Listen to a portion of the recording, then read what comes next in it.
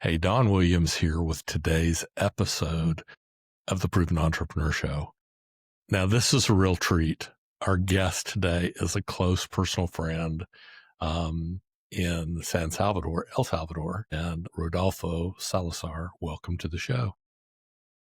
Hey, Ed, thank you. Thank you for having me here, Don. I'm really excited, and I've seen the work you're doing with your podcast, and well, the work you're doing overall, connecting people and connecting ideas. So thank you for having me in this podcast. It's my distinct pleasure. I met Rodolfo. I met you, I'm not sure, 3 or 4 years ago. And pretty rapidly, Rodolfo invited me to come to El Salvador and meet with a group of entrepreneurs there. If you haven't been to El Salvador, it's like one of the undiscovered gems of the world. When we left, my wife was like, "Are we moving to El Salvador?" And it's like, I don't think we are.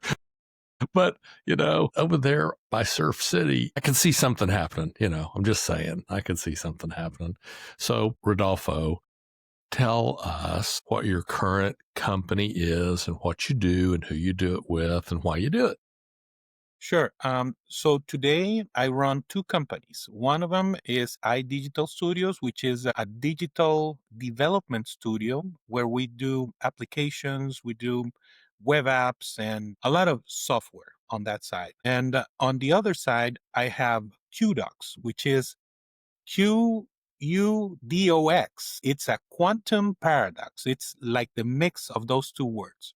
And we are a growth marketing company. We built this company right after the pandemic, thinking about how can we think about the future, because now this new future where we're at after the pandemic needs something different in terms of a company that will help in terms of marketing and advertising. So we built QDocs thinking of that, and we are a growth marketing company, and we have 360 degrees of things that we can do for helping companies grow. So we basically do growth ecosystems for companies and for entrepreneurs.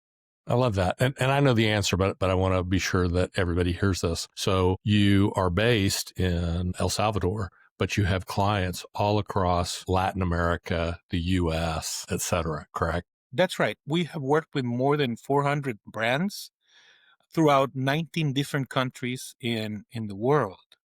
And I think that the furthest country we have worked with or companies we have worked with in a country is Singapore. We've worked with with several companies in Singapore.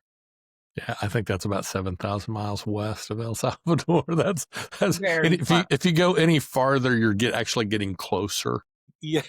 back. And so I've been fortunate over the years where I worked with clients on every continent but Antarctica.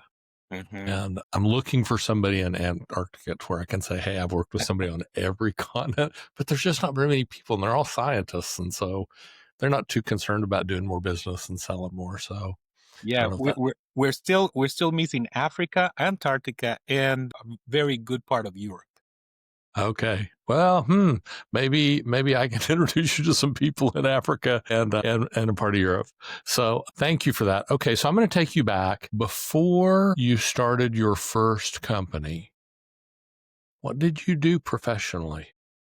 So before that, I was in the corporate world. I was an executive of the corporate world. I worked for four different companies in the tech world. I worked for Telefónica. Well, before that, I worked for Sprint. Then I worked for Telefónica. Then I worked for Microsoft for a very long time, and then I worked for Dell. And from that, I started working for a multinational company that does call centers, Converges. And so my world is about technology and about how to drive ideas through different networks and online. I love that. So I don't think I knew the part about Convergys. Yeah. And I don't know if you know this about me, but I've owned contact centers for 38 years. So I was in charge when I worked for Dell. I was in charge of the strategic communications for the six largest contact centers of.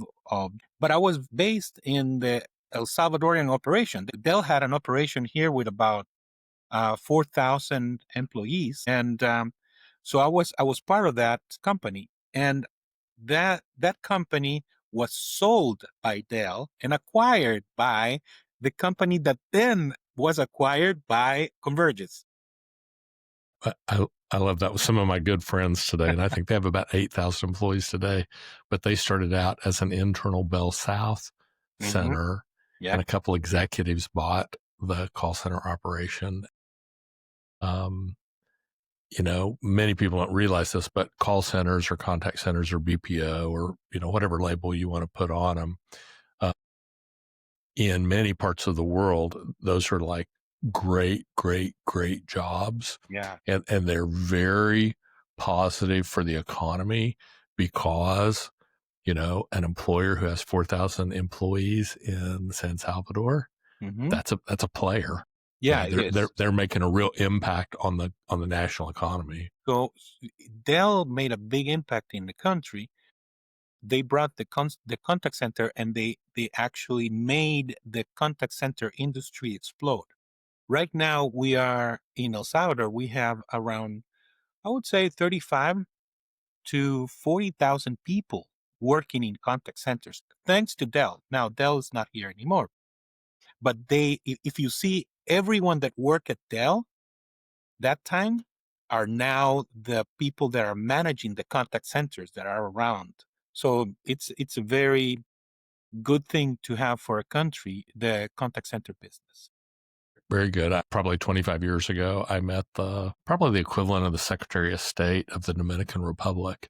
And he said, we want to be known as the call center republic because it just provides so many jobs that are consistent and steady. So, okay, let's talk about the bridge between all of that great corporate experience. But before you started your first agency, before you had your first like real client, first major client, what motivated you to reinvent how you saw yourself as, hey, I'm a corporate guy. I've been working with Dell and Microsoft and Convergys, by the way, is a huge company. If you don't know, huge company. How did you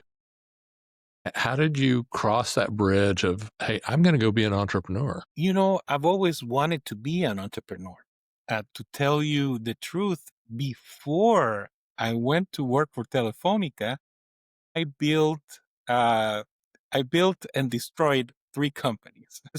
I think that I founded the first company when I was about 20 years old. And that was an English teaching center for corporations. Then I founded another company that did computers. We did clones. We did computer clones. VC clones? And then I mixed the two companies, and I became this mixture of someone that taught how to make clones and how to speak English. Okay. But then my first daughter was coming. So I got married very young. I got married when I was 25.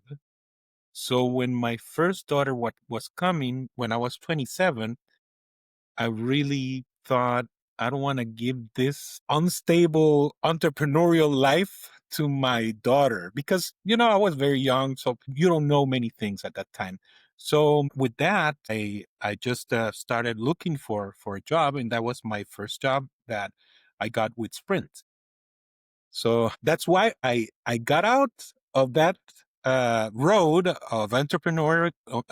All my work experience, I remember every time I was learning something, I was learning it and understanding it. And I said, I'm going to use this in my company.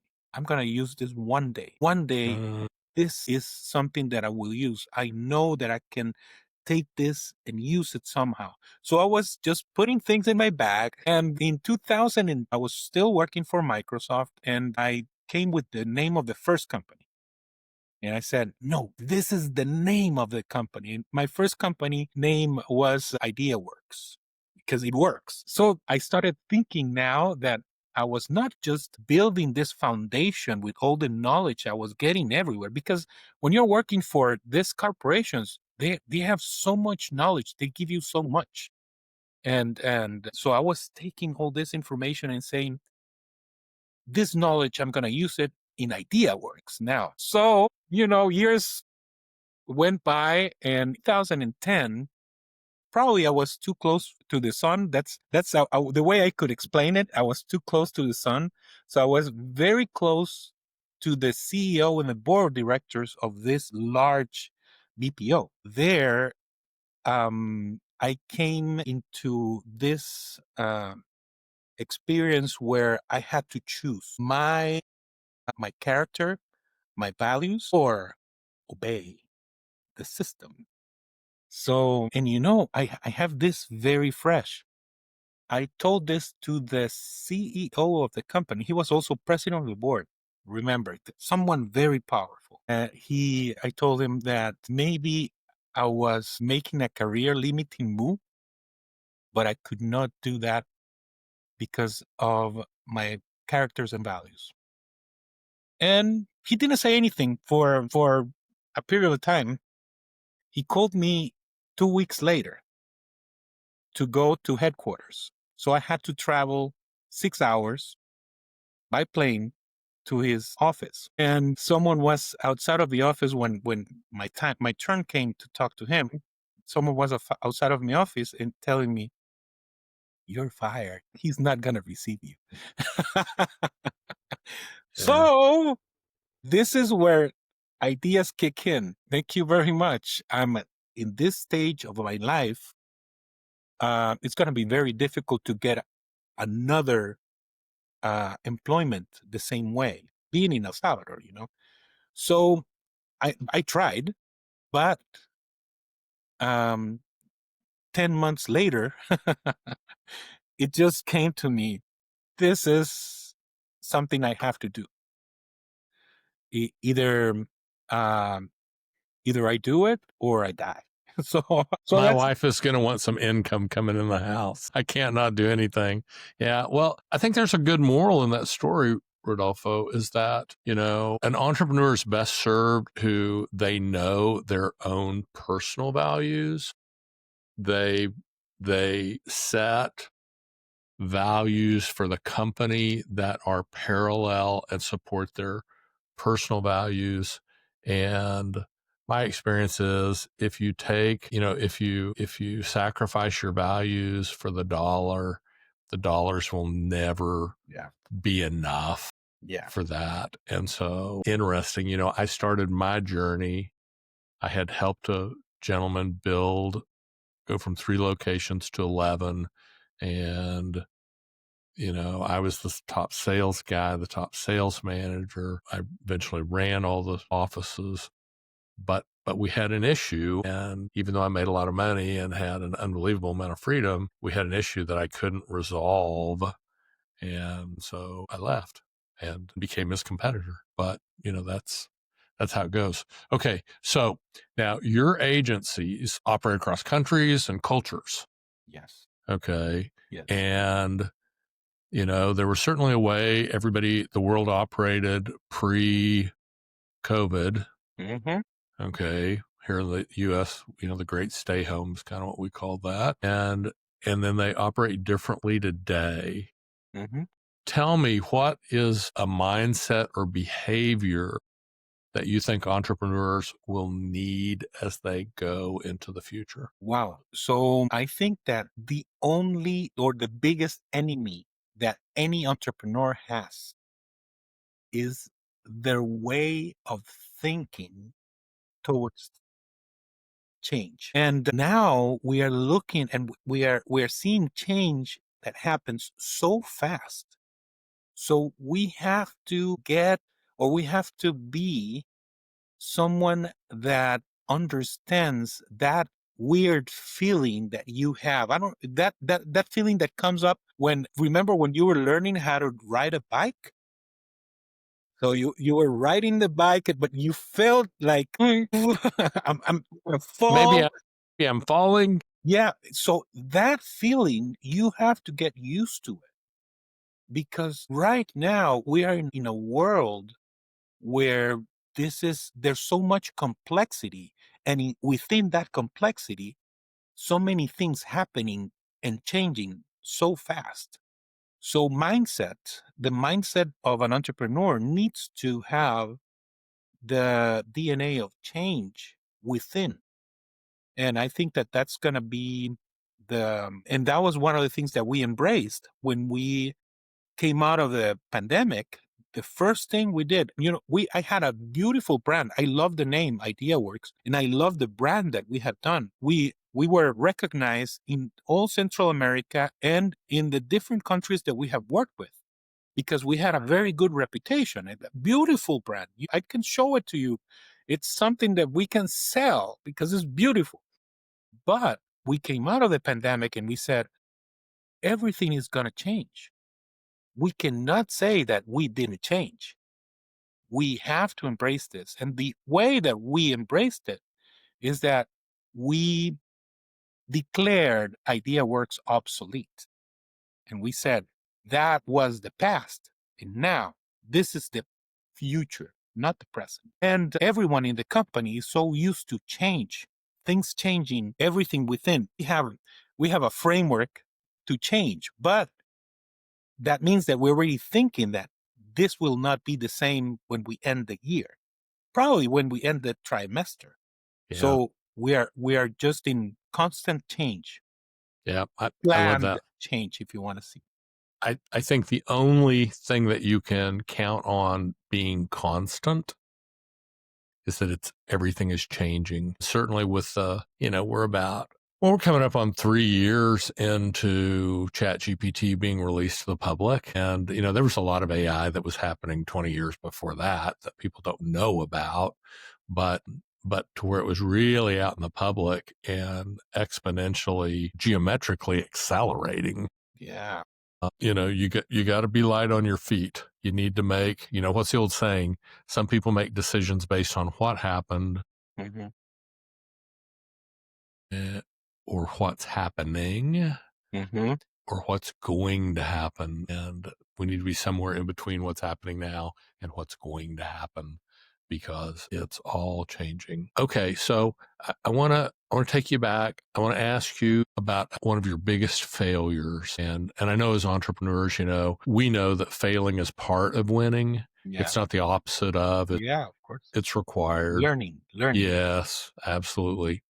How did that what was that experience and how did it shape how you boldly went into the future? Well, so sometimes what you think that will make you grow faster is going to other countries and opening up offices. So Mm, for me, doing that not well planned, doing that bootlegged was the biggest mistake I've ever had because we had a great operation in IdeaWorks in El Salvador, and we already had a lot of different companies working with us regionally. So we said we should just plug and play what we have here in other countries. We did a lot of work in terms of planning, but we didn't think about how of establishing something. So the idea I had was get local partners. It's logical. You need local partners. Get local partners and get local people and replicate what you have.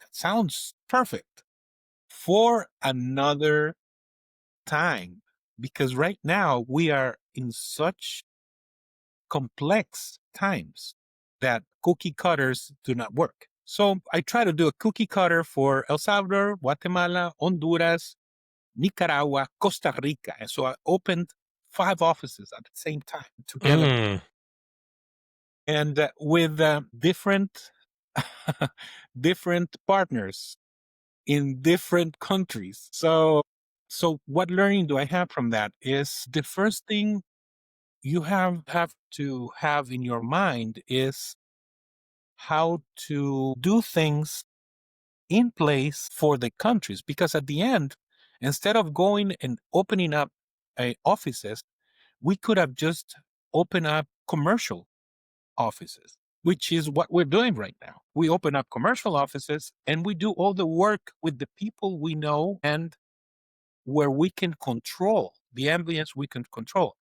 So in the failure in the piece that I call my failure, I think that there were too many variables, different partners, different people working for me, different organizations, and the only umbrella was Rodolfo. Yeah. Well, I see. that sounds like a lot at one time, you know. So, okay, last question. So, you have this ample storage of wisdom and knowledge about entrepreneurship and technology and AI, and I know that. So, if you could share one nugget, a tool, a tactic, a mindset, one nugget that would provide real value to our audience today, what would you share? So in terms of AI, everything that's happening with AI, we have to think of identity first. So first, you need to understand who you are. You need to tell people who they are, and you need to make them understand. And you have to understand that AI is not an identity. AI is a tool, is something that you use that has a lot of knowledge and that can do a lot of things for you, but it's a tool. So that's number one. Number two, in the following years, everyone is going to have this AI multiplying our capacities. But we have to think of them this way. And I make this comparison when I'm giving the trainings to executives. I tell them, think of this as if you had Albert Einstein. You brought Albert Einstein to El Salvador to work for you. So, and you say, Albert, go get me 2 pupusas from the Galerías del Escalón, which is a mall. You know, Albert Einstein will look at me and will say, and you know, the Albert Einstein that we have in AI will not just go, but it will try to answer. It will give you so many stupid results. So you have to tell Albert, you have to say, hey, Albert, pupusas are this tortillas made of corn that have a filling inside that are our typical food. And we have all these flavors. And only that, I'm going to tell you, Galería del Escalón, if you take ways and you use, this is the application, you have to be very specific in very simple things to give the best context. So think of that. Think that you will have all this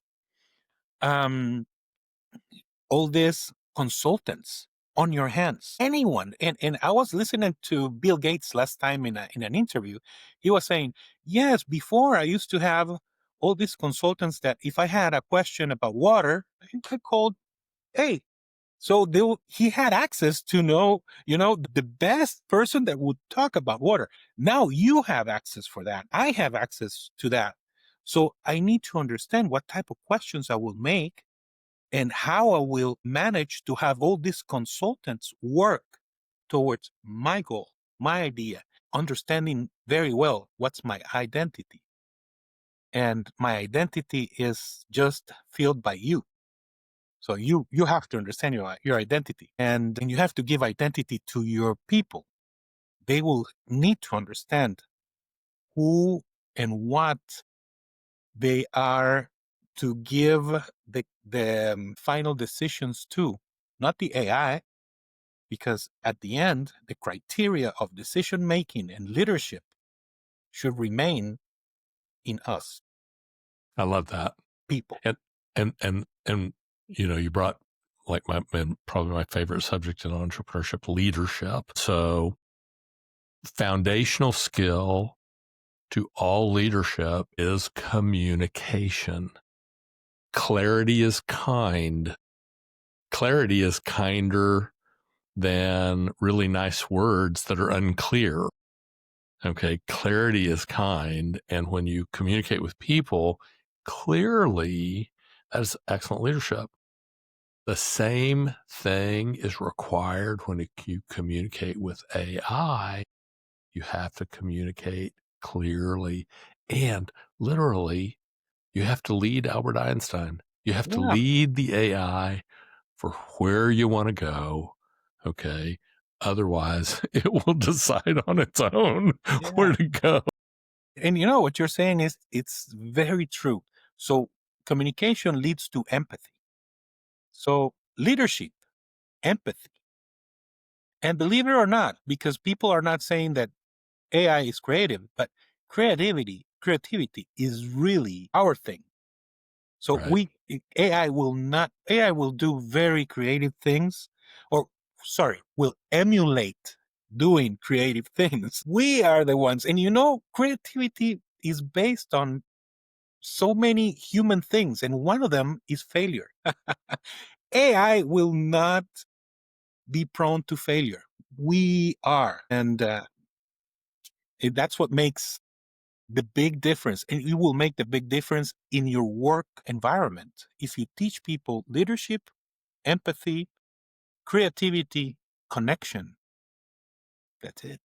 That's it.